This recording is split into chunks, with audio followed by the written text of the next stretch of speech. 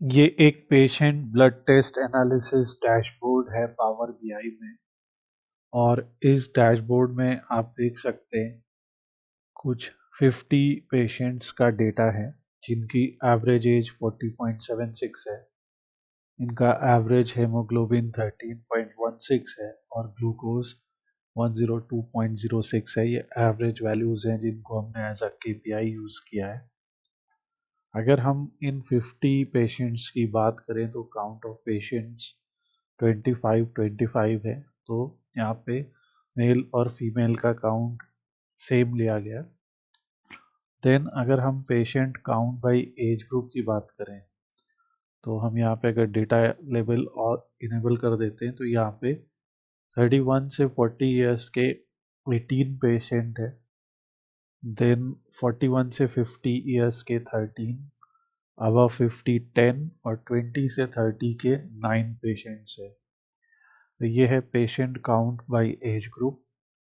दो numerical values WBC और platelets, जो कि किसी भी पेशेंट की ब्लड टेस्ट अगर रिपोर्ट आप पढ़ेंगे तो वहाँ पे आपको ये सब पैरामीटर्स मिलेंगे। और इस पर्टिकुलर चीज़ को हम यहाँ पे पावर बीआई के थ्रू एनालाइज कर रहे हैं। तो ये जो डेटा सेट है ये हमें इस तरीके से मिलेगा। इस डेटा सेट में 50 पेशेंट्स का रिकॉर्ड है। ये फाइल मैं आपके पास शेयर कर दूंगा। यहाँ पे ये पेशेंट के नाम है कुछ रैंडम, ये उनकी एज है, उनका जेंडर, उनका हेमोग्लोबिन लेवल, उनका WBC count, platelets, glucose, cholesterol, patient ID, age group और हेमोग्लोबिन रेंज, ये सारी यहाँ पे दी है, जिसके थ्रू हम इस टाइप का एक डैशबोर्ड यहाँ पे प्रिपेयर कर सकते हैं। तो इस डैशबोर्ड को बनाने के लिए सबसे पहले जो फाइल आपको मिलेगी यहाँ पे, उस फाइल को आपको यहाँ से होम टैब में से गेट डेटा पे क्लिक करके कनेक्ट कर लेना है। अगर आप CSV फॉर्म में डाउनलोड कर रहे हैं तो टेक्स्ट CSV, एक्सेल फॉर्म में डाउनलोड कर रहे हैं तो एक्सेल फॉर्मेट को कनेक्ट कर लेना है। इसके बाद ये हमारा एक टेक्स्ट बॉक्स है, ये टेक्स्ट बॉक्स है जिसमें हमने अपनी हेडिंग लिख ली है। आप कोई भी टेक्स्ट बॉक्स यहाँ से एंटर करके यहाँ पे हेडिंग लिख सकते हैं। ये आपको इंसर्ट टैब में मिल जाएगा और पावर बीआई में आप बहुत ईजिली इनको इस तरीके से ड्रैग कर सकते हैं और पोजीशन कर सकते हैं इस तरीके से। तो माउस से क्लिक करके इसे ड्रैग करिए और पोजीशन कर लीजिए। देन इसके बाद इन पर्टिकुलर हेडिंग्स को सेलेक्ट करके अब यहाँ से उसका फॉन्ट फैमिली, यहाँ से उसका फॉन्ट साइज और यहाँ से उसका फॉन्ट कलर डिसाइड कर सकते हैं। ये कैनवस कहलाता है। तो हमने कैनवस में एक शेप ले रखा है। इस शेप को हमने एक रेक्टेंगल शेप यहाँ से लिया है। इंसर्ट टैब में आपको यहाँ से शेप मिल जाएगा और इस तरीके से आप एक पूरा शेप ले सकते हैं। और उस शेप को अगर आप सबसे बैकग्राउंड में लेयर में सबसे पीछे ले जाते हैं, जैसे यहाँ से फॉर्मेट में जाके सेंड टू बैक कर देते हैं, तो अब ये शेप सबसे पीछे चला जाएगा। तो अगर मैं इस शेप को हटा दूं तो अब वो शेप नज़र आने लगेगी। मैंने डिलीट कर दिया। तो इस तरीके से आप शेप ले सकते हैं। देन ये KPIs हैं जिनके लिए हम ये कार्ड विजुअल यूज करते हैं। तो यहाँ से हम एक फील्ड को ड्रैग कर सकते हैं। जैसे एक कार्ड विजुअल हम यहाँ से बनाते हैं, ये कार्ड विजुअल है और यहाँ से आप एक फील्ड को ड्रैग कर सकते हैं और यहाँ से कोई भी फंक्शन चूज कर सकते हैं जैसा आपको आंसर देना हो, जैसे sum, average, minimum, maximum, count, standard deviation, variance, median et cetera. तो ये हमने यहाँ पे किया। तो इसी तरीके से हमने इसको यहाँ पे किया और यहाँ से आप अपने फील्ड का नाम रख सकते हैं, जैसे पेशेंट काउंट। उसी तरीके से तो अभी मैं इस शेप को हटा दे रहा हूँ यहाँ से। और हम एक काम और भी कर सकते हैं, फॉर्मेट योर रिपोर्ट पेज में जाके कैनवस बैकग्राउंड में उस कलर को चूज कर सकते हैं और इसकी ट्रांसपेरेंसी 0% कर सकते हैं। इस तरीके से भी आप एक कलर चूज़ कर सकते हैं। हम इसकी ट्रांसपेरेंसी थोड़ी सी बढ़ा देते हैं ताकि हमें इस टाइप का कलर मिले। देन आपको सेकेंड जो सेलेक्ट करना है वो है फील्ड एज। एज को ड्रैग करके या एवरेज चूज़ कर लेना है। फिर है हेमोग्लोबिन। हेमोग्लोबिन को चूज़ करके हमने यहाँ पे 13.16 चूज़ कर लिया। अगर हमें यहाँ पे कुछ और फील्ड्स भी ऐड करनी है मान लीजिए, तो हम इस तरीके से इनकी विड्थ को एडजस्ट करके थोड़ा सा स्पेस यहाँ पे क्रिएट कर सकते हैं और इसको कॉपी करके पेस्ट करेंगे तो एक और कॉपी बन जाएगी। और इस जगह पे हम जैसे हमने एवरेज ग्लूकोज लिया था, हमने हेमोग्लोबिन लिया, तो इसी तरीके से हम प्लेटलेट्स को भी यहाँ पे ले सकते हैं। तो हमने ये प्लेटलेट काउंट लिया और सम की जगह एवरेज चूज कर लिया, तो ये आ रहा है। और यहाँ से हम उसको रीनेम कर सकते हैं, एवरेज प्लेटलेट्स काउंट, और यहाँ पे उसकी यूनिट दी गई है। नाउ केपीआई बनाने के बाद हमको यहाँ से एक विजुअल लेना है। जैसे पहला विजुअल हमने पाई चार्ट का बनाया। इस पाई चार्ट में हमें लेजेंड में एक कैटेगोरिकल फील्ड जैसे जेंडर हम यहाँ पे चूज कर सकते हैं, और वैल्यूज में यहाँ पे काउंट ऑफ पेशेंट्स। अगर मान लीजिए मुझे gender wise average platelet count या जेंडर वाइज कुछ और भी वैल्यू चेक करनी है, तो मैं इस तरीके से एक फील्ड और या एक चार्ट और यहाँ पे बना देता हूँ कॉपी करके, और उसी तरीके से हम एक कैटेगोरिकल और न्यूमेरिकल वैल्यू का कॉम्बिनेशन ले सकते हैं। तो इस तरह से हम उसको एडजस्ट कर लेते हैं। और यहाँ पे हम काउंट ऑफ पेशेंट्स की जगह मान लीजिए हम हेमोग्लोबिन जेंडर वाइज देखना चाहते हैं, तो हम यहाँ से सेलेक्ट करके एवरेज ले लेते हैं। और इन वैल्यूज़ को देखने के लिए जैसे आप देख रहे हैं डेटा लेवल ऑन है, तो यहाँ पे हम सिर्फ डेटा वैल्यू देखते हैं। यहाँ से हमें दिख रहा है कि मेल का एवरेज हेमोग्लोबिन 14.01 है और फीमेल का 12.3 है, जिससे समझ में आता है कि ये जो हेमोग्लोबिन ऑन एन एवरेज है ये मेल और फीमेल का अलग अलग होता है, और यही यहाँ से हमें पता लग रहा है। देन किसी पर्टिकुलर न्यूमेरिकल वैल्यू को हम यहाँ से न्यू ग्रुप में क्लिक करके उसके बिन्स बना सकते हैं, यानी कि उस न्यूमेरिकल वैल्यू को जो जिसकी रेंज 25 से 60 है उसे हम 4 से 5 पार्ट में ब्रेक कर सकते हैं। तो वही हमने यहाँ पे किया। हम यहाँ से नंबर ऑफ बिन्स लेके यहाँ से सेलेक्ट कर सकते हैं। तो इस तरीके से ये एज ग्रुप बना है। अब ये एक कैटेगोरिकल फील्ड की तरह काम करने लगता है, जिसको अगर आप एक्स एक्सिस पे रखेंगे तो यहाँ पे वो एज ग्रुप्स नज़र आएंगे, और अगर आप इसको वाई एक्सिस पे यहाँ से देखेंगे पेशेंट काउंट या कुछ भी हम वाई एक्सिस पे रखेंगे तो वो हमें यहाँ पे नज़र आएगा।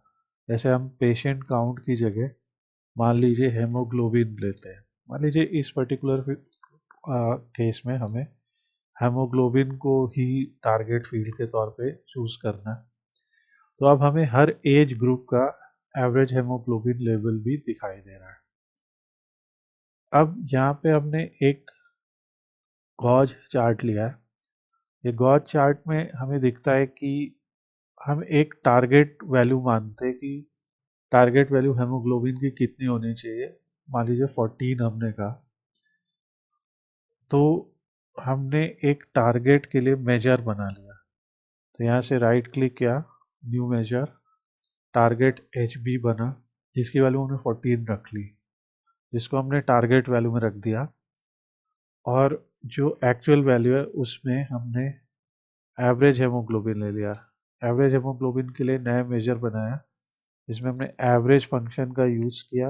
और ये जो हमारा ब्लड टेस्ट डेटा है, इस ब्लड टेस्ट डेटा के ऊपर हेमोग्लोबिन की वैल्यू ले ली, तो ये एवरेज बन गया। और इस तरीके से ये गॉज चार्ट यहाँ पे बन के आएगा। जो आपको एक्चुअल एवरेज वैल्यू देगा। इसको भी कई बार हम केपीआई के तरीके से यूज़ करते हैं। और यहाँ पे आपका दिखेगा कि ये टारगेट से कितनी दूर है। अब इम्पोर्टेंट चीज़ होती है कि जब हमारे पास दो तरीके के न्यूमेरिकल वेरिएबल्स होते हैं या दो न्यूमेरिकल वैल्यूज होते हैं, जैसे यहाँ पे WBC और प्लेटलेट्स है या ग्लूकोज और कोलेस्ट्रॉल है, तो हम लोग इनके बीच में एक ऐसा ग्राफ बना सकते हैं जहाँ पे हम इनके बीच में रिलेशन देख सकें। तो इसके लिए हम स्कैटर प्लॉट यूज़ करते हैं, और इस स्कैटर प्लॉट में आप देख सकते हैं एक्स एक्सिस पे हमने WBC रखा है और वाई एक्सिस पे प्लेटलेट रखा है। तो और दोनों को ही हमने डोंट समराइज किया है। तो ये जो फील्ड है स्कैटर प्लॉट की, ये हमने यहाँ पे रखी है, डोंट समराइज किया है। और इसको ऐसे डोंट समराइज में देखने से आपको पता लगेगा कि इन दोनों के बीच में रिलेशन क्या है, जो कि हमें दिखाता है कि अगर हम WBC को बढ़ाते हैं या WBC जब बढ़ता है तो प्लेटलेट भी बढ़ती है। और ये जो लाइन हमें नज़र आ रही है, ये यहाँ से ये ट्रेंड लाइन है। तो इस वजह से ये ऐसा एक ग्राफ दिखता है जिसमें एक अपवर्ड ट्रेंड है, जिससे समझ में आता है कि ये पर्टिकुलर ये दोनों वेरिएबल्स आपस में ऑलमोस्ट डायरेक्टली प्रोपोर्शनल है। ये जो स्कैटर पॉइंट्स है इनके बीच में ये जो लाइन है, ये लाइन ऑफ बेस्ट फिट कहलाती है। ये लाइन एक्चुअल में तो थी नहीं, बट ये एक तरीके का मॉडल है जो इन दोनों के बीच के रिलेशन को शो करता है। फिल्टर्स बनाने के लिए हम लोग सिंपली यहाँ से स्लाइसर लेते हैं और जो कैटेगोरिकल फील्ड है जैसे जेंडर, वो हम यहाँ पे ऐड कर सकते हैं। और या फिर हम जो कैटेगोरिकल फील्ड्स हमने बनाई हैं जैसे एज ग्रुप, उसे भी हम ऐड कर सकते हैं, या पेशेंट का नाम, या जो भी यहाँ पे कैटेगोरिकल फील्ड्स दिख रही हैं, तो वही यहाँ पे हम लोग ने बनाई है। यहाँ पे एज ग्रुप, हेमोग्लोबिन लेवल। अब हेमोग्लोबिन लेवल के लिए हमने एक कैटेगोरिकल फील्ड बनाई है, एक कैलकुलेटेड फील्ड बनाई है। तो हेमोग्लोबिन रेंज के लिए हमने स्विच फंक्शन का इस्तेमाल किया है। स्विच फंक्शन में पहला एक्सप्रेशन आपको ट्रू लिखना होता है। इसका मतलब ये होता है कि हम यहाँ पे वैल्यू रिजल्ट के पेयर्स देंगे। जैसे पहली वैल्यू हमने कहा कि हेमोग्लोबिन 12 से कम हो तो लो आउटपुट आए, तो जब ये कंडीशन ट्रू होगी तो ये वाला आउटपुट लो आ जाएगा। और ब्लड टेस्ट अगर 12 से ज़्यादा और 16 से कम है तो नॉर्मल हेमोग्लोबिन की वैल्यू, और हेमोग्लोबिन की वैल्यू 16 से ज़्यादा है तो हाई, और अगर इनमें से कोई नहीं है तो अननोन। तो ये हमारा स्विच फंक्शन का काम है। और इस तरीके से स्विच फंक्शन का यूज़ करके हम एक कैलकुलेटेड कॉलम बनाते हैं। इसके पहले हमने कैलकुलेटेड मेजर बनाया था, और एक कैलकुलेटेड कॉलम के लिए न्यू कॉलम में लीजिए और उसका यहाँ से नाम आप सेलेक्ट कर लीजिए। तो इस तरीके से ये कैलकुलेटेड कॉलम बनेगा और ये पूरा हमारा एक रिपोर्ट बनेगा। अब आप इसमें लो हेमोग्लोबिन जिन लोगों का है या प्लेटलेट्स सब यहाँ पे चेक कर सकते हैं। एक और चीज़ जो आप कर सकते हैं वो ये है कि एक्स एक्सिस और वाई एक्सिस में जब हमने इस डेटा को ऐड किया तो हमारे जो भी कैटेगोरिकल फील्ड्स हैं जैसे जेंडर या एज ग्रुप या फिर हेमोग्लोबिन लेवल जो हमने बनाया है, उन्हें हम यहाँ पे देख सकते हैं। तो ये उनके 3 कलर बना देगा। जैसे हम अगर यहाँ पे हेमोग्लोबिन रेंज ले लेते हैं एज अ लेजेंड, तो ये देखिए इसने क्या किया, ये लो वाले हैं, ये नॉर्मल वाले हैं, हाई वाला कोई है नहीं। तो ये दो तरीके के इसने यहाँ पे रेंज बना दिए। अगर हम कलर अलग अलग चाहते हैं, जैसे हमने यहाँ पे ये जो कलर हमने देख रखे हैं, तो इसके लिए जैसे ये लेजेंड ऑन है, पोजीशन इसकी आप डिसाइड कर सकते हैं। देन यहाँ पे मार्कर्स है, हम लो के लिए या हाई के लिए या नॉर्मल के लिए टाइप चूज कर सकते हैं और कलर चूज कर सकते हैं। हमें क्या इसके लिए थोड़ा डार्क कलर देखते हैं और इसके लिए मतलब डार्क रेड, और इसके लिए हमने ये कलर चूज किया कुछ ग्रेइश टाइप का, या आप ये भी चूज कर सकते हैं। तो आप दो अलग अलग कलर्स ले सकते हैं यहाँ पे, और इस तरीके से आप इन दो वैल्यूज को शो कर सकते हैं। तो ये बहुत अच्छी तरीके से हमें एनालाइज करने में हेल्प करता है। ये हमारा बेसिक सा सिंपल सा डैशबोर्ड है। इस डैशबोर्ड की डिज़ाइनिंग पे हम ज़्यादा बात इसलिए नहीं कर रहे क्योंकि डिज़ाइनिंग के 100 और वीडियोस हमारे चैनल पे ऑलरेडी हैं। तो मैं आपको सजेस्ट करूँगा आप उन वीडियोस को देखें। इस वीडियो में हमने एक पर्टिकुलर फील्ड को टारगेट करके उसको देखा, या हमने एक एक्सप्लोरेटरी एनालिसिस की है। अब इसी में हम लोग मशीन लर्निंग भी अप्लाई करेंगे।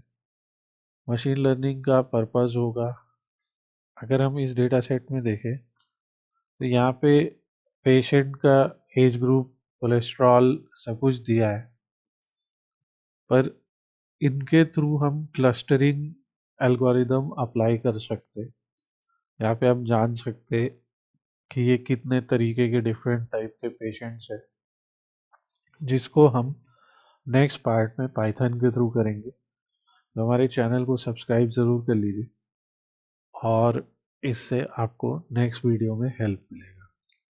इस वीडियो को देखने के लिए thanks. Have a nice day.